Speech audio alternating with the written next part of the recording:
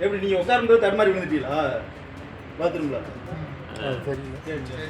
மதுரை மாநகர் ஆண்டாள்புரம் பகுதியில் உள்ள தனியார் குடியிருப்பில் வசித்து வரும் ஓய்வு பெற்ற அறநிலையத்துறை அதிகாரிதான் நாகராஜன்.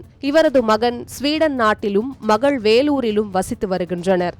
நாகராஜனின் மனைவி கொரோனா காலகட்டத்தில் உயிரிழந்த நிலையில் நாகராஜன் தனியாக அடுக்குமாடி குடியிருப்பில் வசித்து வருகிறார். இவருக்கு நாள்தோறும் ஆன்லைன் மூலமாக 3 வேளையும் உணவு டெலிவரி செய்யப்பட்டு வருகிறது.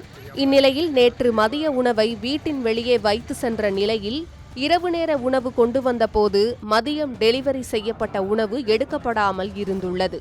இந்நிலையில் சந்தேகமடைந்த உணவு டெலிவரி ஊழியர் எதிர் வீட்டில் கூறியுள்ளார். பின்னர் ஸ்வீடனில் உள்ள நாகராஜனின் மகனுக்கு தகவல் கொடுக்கப்பட்டது.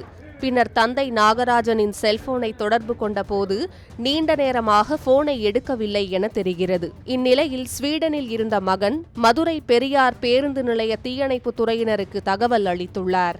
இதையடுத்து விரைந்து சென்ற தீயணைப்பு துறையினர் ஆண்டாள்புரத்தில் உள்ள தனியார் அடுக்குமாடி குடியிருப்பில் உள்ள நாகராஜன் வீட்டின் கதவை உடைத்து உள்ளே சென்றனர். அப்போது நாகராஜன் கழிவறை அருகே மயங்கிய நிலையில் இருந்துள்ளார். இதையடுத்து அவரை மீட்ட தீயணைப்பு துறையினர் நாகராஜனுக்கு ஆறுதல் கூறி எவ்வித பதற்றமும் பட வேண்டாம் என்று கூறி உறவினர்கள் மூலமாக அவரை மருத்துவமனைக்கு அனுப்பி வைத்தனர். ஸ்வீடனில் இருந்து வந்த அழைப்பை ஏற்று முதியவரை மீட்ட தீயணைப்பு துறையினரின் செயலை அனைவரும் பாராட்டி வருகின்றனர். இந்த சம்பவம் அப்பகுதியில் நெகிழ்ச்சியை ஏற்படுத்தியுள்ளது.